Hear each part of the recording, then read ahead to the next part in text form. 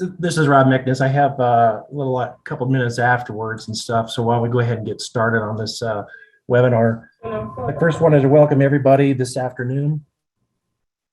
Recently, we've been fielding a several amount of questions about how to turn compost piles indoors. And so I thought maybe it might be best to address this situation. I've asked Dr. Bill Seekins and Mark Hutchinson to go ahead and discuss and kind of use their experience and educate us about how proper ways and techniques of doing it. Before I turn it over to Dr. Seekins and Mark Hutchinson, I would like to remind people if they have a question, they could go ahead and put questions in the chat box and we'll address them later. So without further ado, Dr. Seekins, Mark Hutchinson, the floor is yours. Thanks, Rob. I'm Mark Hutchinson. I'm an extension professor at the University of Maine and help lead the program as far as training for new subject matter experts in composting. And with me is Dr. Bill Seekins. I am Dr. Bill Seekins, as you probably guessed by now. I'm retired from the Maine Department of Agriculture, but continue to do work in this field through USDA contracts and through University of Maine contracts. So had a chance to dabble in this for some time now. So in the conversation with the USDA and Rob, we asked Bill if he would take some time to put together a short presentation on turning windrows inside houses, particularly related to turkey operations and broiler operations that we're dealing with during the HPAI outbreak. And so with that, I'm going to turn over to Bill to go through the process, and then we'll, as Rob said, we'll answer questions at the end. Okay. For those of you who are experienced SMEs, you'll probably find this to be pretty basic, but for people who are just getting into the whole situation, hopefully this will be useful information for you. So we're calling this turning in windrows in a building, which is focused on moving from phase 1 into phase 2 based on the USDA composting protocol for HPAI. That's not. No, that's not. Let's try this. Okay. So there are a number of things that that the SME or whoever's directing the turning need to think about before they jump in and start building piles. First of all, they need to make sure that they have looked at the USDA's protocol, look at that checklist to know what's necessary to complete phase 2, because we're going into phase 2, but you need to have an idea what you're coming out of phase 2 with. So you as a SME would need to know the goals of phase 2, and you also need to make sure that the operators who are going to be doing the pile building have some idea of what goes into to meeting those requirements as well. And so we've listed some of the things that they need to be aware of. One is that they don't necessarily need to lay down a new base when they're turning. And how often do you think that would be necessary? I have never done it, so it's rare that it's very rare that they would need to put a new base. And then they need to make sure that the size of the pile and the shape of the pile are within the guidelines. And I look at those, the base width, pile height, and pile shape as being not separate measurements, but being connected. In other words, you wouldn't build a pile that's 4 feet high and 15 feet wide. Normally what you would want is a pile that's roughly twice as wide at the base as it is tall. Also, you need to keep in mind that we're looking at measurements at the end of the phase 2 process. So if you build a pile right at 4 feet high at the beginning, it's probably going to shrink a foot or more. So it won't meet that requirement by the end of the 2-week period. So you're probably going to need to make sure the piles are at least 5 feet high, or maybe a little more, to meet that minimum height requirement. Also, you're not going to be able to get the dome shape that we want if you make the pile low and wide. As I said, you normally are going to try to make sure that the pile is about twice as wide as it is high. So if you build a pile that's 5 feet high, then it's going to be 10 feet wide at the base, and so on. To get the dome shape, I think the easiest way to do that is just to have the tractor or loader or skid steer dump the material directly on the top of the pile each time and allow it to kind of cascade down. That helps do the mixing, plus it will naturally give you that pile shape. Did you have a comment? Well, and pile shape is important in order to create the draw of the air through the pile. And if you get flat tops, you don't get as strong of a draw of air from the bottom to the top. So that's why the dome shape is important, and keeping it fairly uniform across the windrow is also important, so you don't get peaks and valleys. Another thing they need to be aware of is that there shouldn't be any tissue exposed when they're done. And if so, then they'll need to probably cap the material. And we're suggesting a 6-inch cap if a cap is needed. Do you have any comments on that, Mark? And most of the time when you're getting exposed birds, is when you're dealing with the 50-pound tom turkeys or the big turkeys, the 40-pounders that haven't completely decomposed or composted during that 14 days. You need to be particularly aware of that when you have turkey operations in the large barns. Some of the other things that you need to be conscious of, make sure that the building is properly ventilated. You don't want to send workers in if there's a lot of ammonia built up in the building. So you just need to be conscious of that. So once you've gotten through that basic assessment, then you're going to need to look at the building. Is it open span? Does it have posts? How wide is the area that you have to work with? How many windrows could you fit in the space that you have to work with? And how many are in there now? So those are all things that are important to know before you figure out what your strategy is going to be for turning those windrows. And you're going to need to know if you have access to equipment, what that equipment is.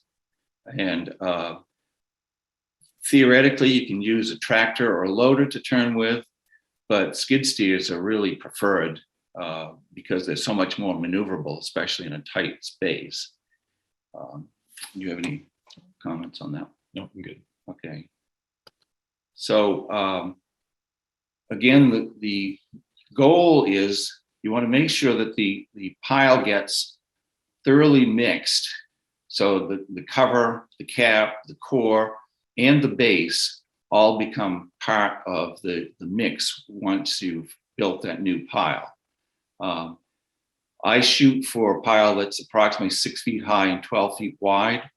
The guidance says that it can be anywhere from 4 feet high up to 8 feet at the end of the 2-week period. But if you're shooting for the 6 by 12, then you'll be well within that range at the end of the 2 weeks. Also, for those of you who have built piles, are familiar with doing the squeeze test on the material. You can tell if it's got enough moisture or not. And if it is too dry, then you have the additional issue of trying to figure out how to add some extra moisture to that material. Do you have any comments on that? And adding water during the turn is much easier than adding water after the pile has been reformed or before it's turned. So you want to add that water, you want to assess that pile before you actually start turning, and so that you can add the water during the turning process to get it incorporated. Otherwise, the water is just going to cascade off the sides and not penetrate through the pile.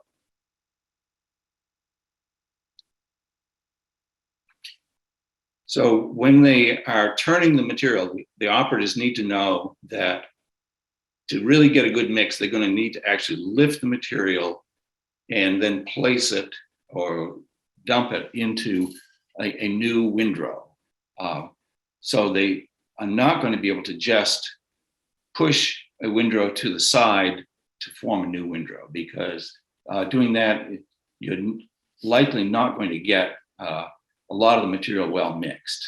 The base is going to stay on the bottom, and the upper material is going to stay on the top.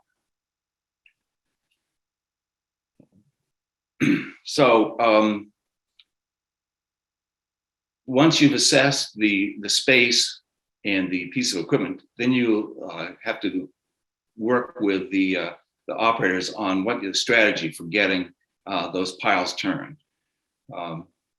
So we've put together some strategies that have been used using 1, 2, or 4 skid steers.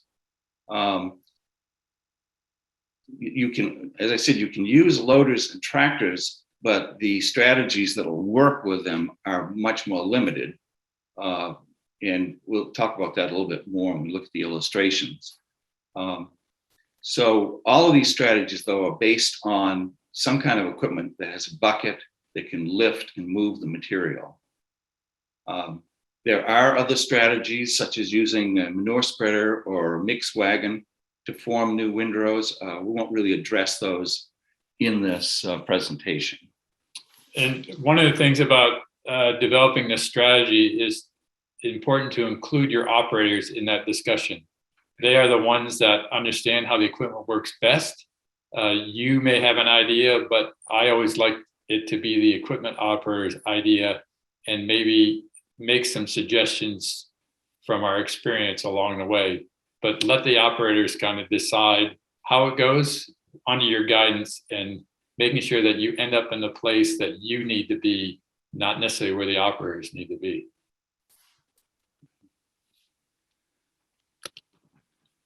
So here are some illustrations of different strategies. This one is probably your most basic when you have a really tight situation. You've got one windrow that has to be turned in a building. There's no room to work around the sides of the windrow. But if the windrow was built correctly, there should have been space at the end of the building where a skid steer can operate. And in that case, the skid steer is going to come in from the end and basically lift the material, turn, and dump directly behind it, and keep working its way to the other end of the building, moving that material that way. And hopefully there's an exit at the other end of the building. It's not the Mike Mulligan show. This is kind of the same theme where you have more space. Skid steers now can work from either side. They can pick up the material, turn, and dump in a new windrow. Let me move on. So that's another scheme.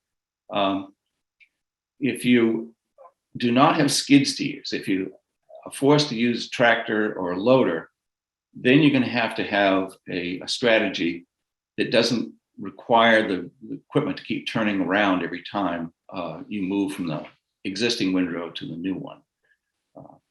So one strategy to do that might be to have your tractor or skid steer working off from either end of the windrow and forming the new windrow beside it, if there's space to do that.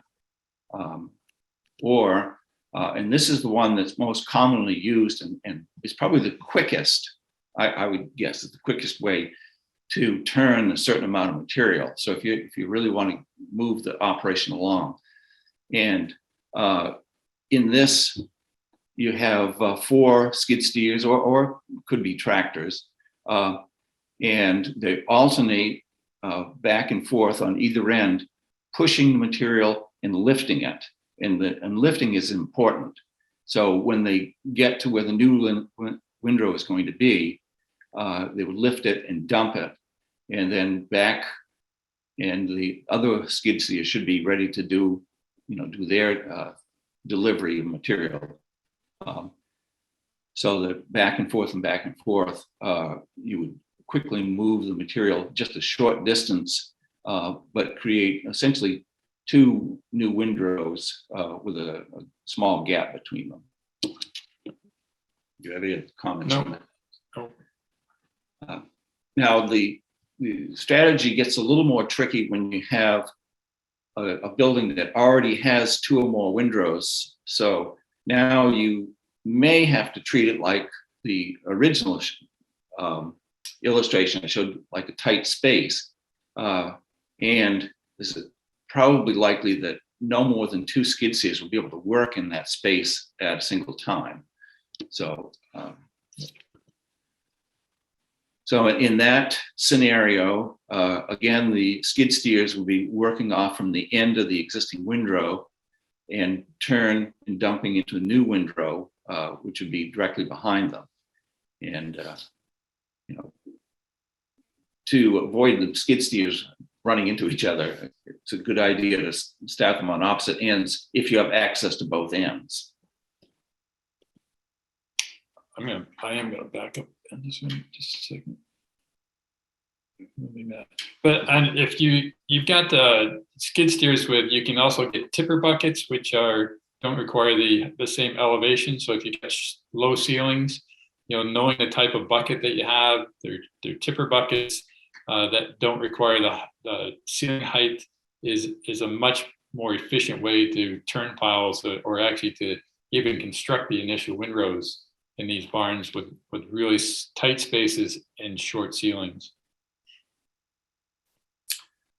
So once the new windrow is formed, you need to be aware that it does need to be flagged again, because the USDA protocol is going to require 10 readings, temperature, 10 readings at 10 locations. And they should be relatively evenly spaced along the windrow. And also, you need to make sure that you instruct the farmer or technician or whoever is actually going to be taking the temperatures in how to properly take those temperatures. As we've noted in other presentations, many times failure to meet temperature requirements are a result of poor temperature taking procedures rather than poor composting procedures. And that flag is a location, but you can move that thermometer. The protocols say a foot to either side of that flag, up and down, left and right. It's not required to be in the exact same spot as the flag. So the flag is a location, and it wants to be in that general area. But even this last deployment that I was on in Iowa this year, temperature taking was a major issue, and it was really important to teach the farm crews how to take that properly. So this is just an illustration showing a suggested scenario for putting your flags out. If you're going to put flags on either side of the windrow, you would separate them about 1/6 of the pile length, and in from the end about 1/6 of the pile length, and insert the flags about waist high. And what we found is if you place the flags down in the toe of the windrow, there's going to be a tendency for the farmhand to put the flag and put the thermometer right where the flag is or right close to it, and that wouldn't be a successful temperature taking if they did that.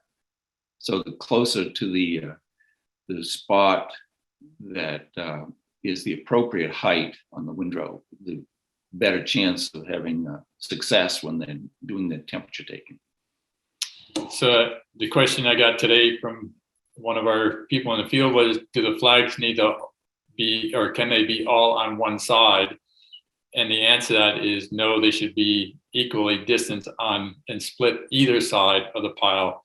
And that's as much to assess the composting performance as it is to make sure that part of the job of an SME is to look for issues with the pile, such as exposed birds, flies, leachate. And if you only have flags on one side, then your tendency is to only walk one side and not look at the opposite side. So it's as much of a composting observation as it is a temperature and good monitoring, but they do need to be on both sides of the pile. How often, Mark, have you seen birds exposed on one side and not on the other? We see it all the time, and most of the time it's because the person capping or building the piles is loading from one side, and the operator can't see the back side, and it's usually the back side or the opposite side of the pile where we're seeing exposed birds. So that's what we have for you today, and we'll open it up for questions. I think Liz, if you want to read or Rob, if you want to read questions, Sure. It'd be great. Yep, we can read the questions. We have some. Is day one the day after capping, or can the first temp be taken on the day of capping? So it's not really related to turning, but I'll answer it. And the answer is you can start temping as soon as the last cap material is placed on. If you have time to place flags and start temping, the answer is yes, you can start on that day. And your 14 days start from that period. There's another question that I received. Can you address the quality of the carcasses we should expect at the 14-day turn? Depends on size. Go ahead, speak up. Yeah, it depends on size because, as Mark pointed out, if you have 40 to 50 pound turkeys, there's probably still going to be some soft tissue that needs to have further composting. If you end up with a 4 pound broiler, chances are there won't be any soft tissue left. So I think it depends a great deal on the size of the birds that are in the pile. And I did a barn where there was 3,500 turkeys. They're 3 days old. You could have fit them all in a good sized wheelbarrow. So it really depends on size. Those small ones are going to disappear. The larger ones are going to take more time. That's really where you need to walk those piles and to assess the piles as they're turning. Someone needs to have eyes on that turning process to assess that soft tissue and whether there needs to be a cap or not. The next question that's in here is, if we have some windrows that are very small, 20 to 30 feet compared to the rest that are 300 to 600 feet, do we still need to temp? Do we still need 10 temp spots? So as far as temping goes, what I will do a lot of times, I'll make an in-field assessment of that and make it reasonable. The short answer is no. So what I would do is I would label them as 1A, 1B, 1C, and come up with probably no more than, my minimum would be probably 250 to 300 feet of length of windrow, and use that as my windrow. So the other piece to that too is if they are built all on the same day, I'm okay to do that. And if they are all the same type of material, it's okay to do that. But if they are different materials built on different days, then you need to assess them individually. Okay, the next question is follow up to the 14 carcass question. What will we see after 28 days of compost, especially the sites where very large turkeys were composted? What this one you want me? Go ahead. So, at the end, if you've gone through the first phase, you've turned it and you've incorporated and you got good biological activity, at the end of 28 days, even with large turkeys, you'll end up with a few feathers and a few of the larger bones, but the soft tissue should be gone. The bone marrow will be gone. The bones will be brittle. You'll end up with a product that has really good agronomic value, and the pathogen reduction should have taken place, but no soft tissue even with large turkeys. The next question is, can they explain the squeeze test for moisture? I guess that's mine. The squeeze test is a way to quickly determine in the field what the moisture content is in terms of suitability for composting. And what I teach people in our regular program is you dig into the pile about 10 to 12 inches. So you don't do the squeeze test on the surface because that'll always fool you. And then you take about a half a cup of the material and you give it a firm squeeze in your hand.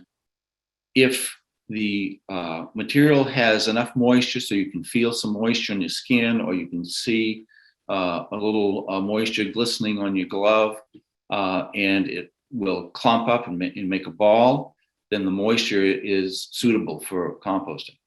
If it's too dry, you won't be able to feel any moisture, or you won't see the moisture on your glove.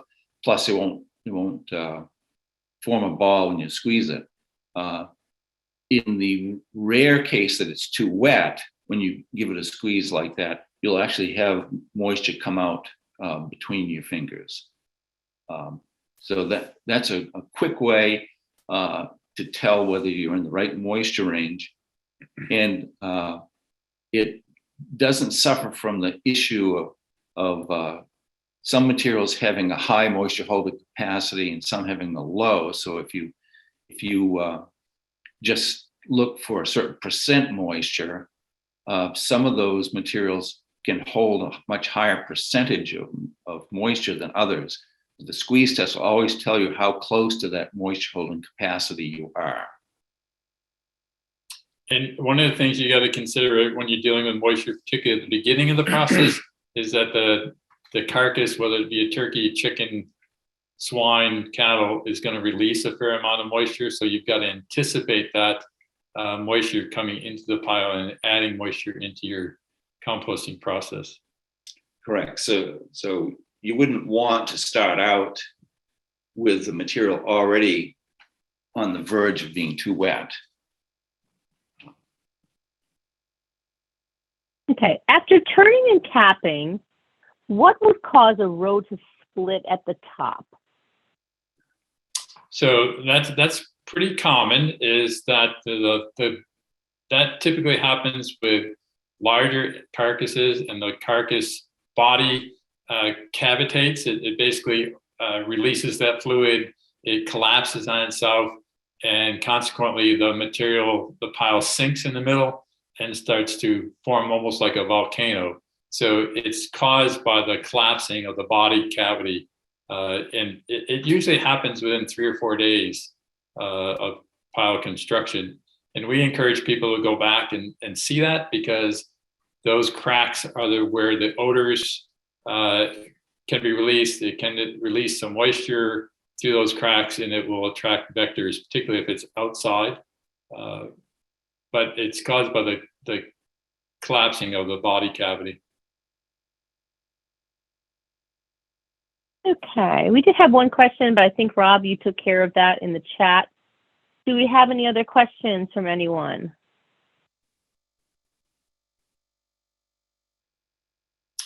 So we did want to mention that in the chat, there are 2 handouts that Bill created. One is a checklist for people that are in the field that you can provide to your contractors, to your case managers, your farms managers, that kind of gives them an idea of what the expectations are for phase 2. And it has 2 diagrams on the back side of it, the 2 most common ways in which the turning process takes place inside the barns. A lot of times I will encourage our SMEs to laminate these types of handouts so that they can take them into the barn and they can be disinfected on the way out, or they can be left there for the operators. But if they're laminated, they're a lot more durable. And the second handout is a series of the diagrams that you actually saw in the PowerPoint that shows all the different styles of turning within the barn. And you're welcome to use those as you see fit. And if you can't get them out of the chat, you're welcome to email me, contact me. You can, if you don't have my contact information, you can go through Rob or Liz to get it. And we're happy to share that information and get it out. Yeah, in general, We do have another. I'm sorry, go ahead. Say in general, I've found that a picture is worth 1,000 words when trying to explain to the operator what you want them to do, how you want to achieve some goal. And so being able to show one of those to the operator while you're explaining it may mean you have fewer false starts before you get going.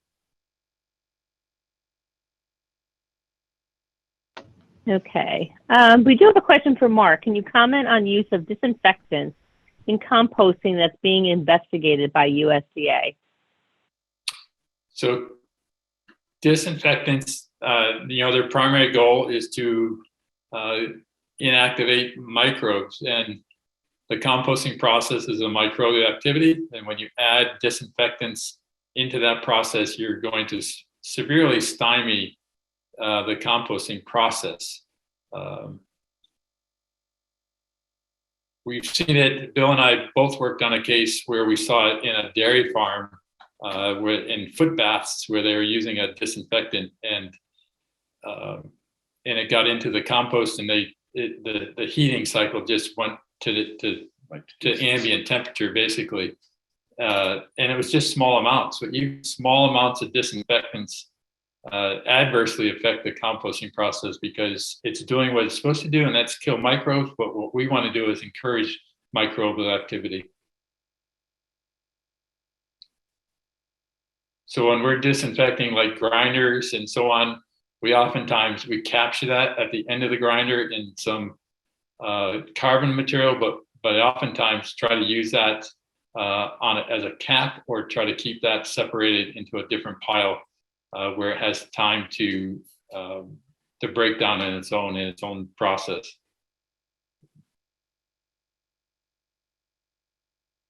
Okay, we do have a couple comments that they don't see the handouts in the chat. I'm trying to repost them. Do we have any other questions in the meantime? Would lime have the same effect as sand in the compost pile, or could one add that to help dry out the pile at the turn? So lime is not something we would recommend, because lime is it has a tendency, to do its job, and that's to raise the pH, and microbes again work at a certain level of pH, and anytime that you add some type of synthetic process to increase or decrease that pH, it gets out of balance, and you really affect the groups of microbial activity that's within the pile. And that could be lime, or we often have people want to add sulfur to it. They add sulfur for a different reason, but anytime you mess around with the pH, you're going to mess around with the composting process, and there's really no reason to add the lime into the pile. And sand is a definite no. Sand, dirt, anytime you get any type of of non-organic material into the pile, it is Bill said it's death to the pile. We have both been doing compost for a long time. It's neither one of us, I think, have really figured out why that happens, besides the fact that it may fill some of the voids for both water and air. But it would make an interesting study as to why it happens. But we both know that it's happening and have seen it multiple times when building piles. So when you're turning piles, it is really important not to dig that from a variety of reasons, but from a composting standpoint, not to get that clay or sand from the barns into the pile, and the operators certainly will appreciate it. This becomes more of an issue when you're turning outside than when you're inside, particularly in a field setting. You got to really instruct your operators to keep that bucket, an inch off the ground, keep it up into that base, and not get any soil into the turning process.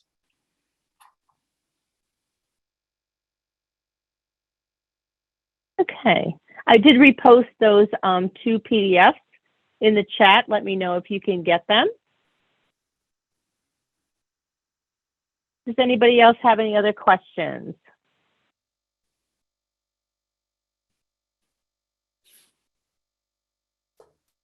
I think people have gotten those PDFs, so that's great. Again, Bill and I are both available if people have questions in your field or have questions, at home or as you process this. We're more than willing to share our information and our time with people to make this a process that's successful for both you and the operators. Yeah, great presentation, guys. This is great. So if we don't have any other questions, thank you both for joining us today, and thanks everybody for joining us, and hope everyone has a great evening. Thank you.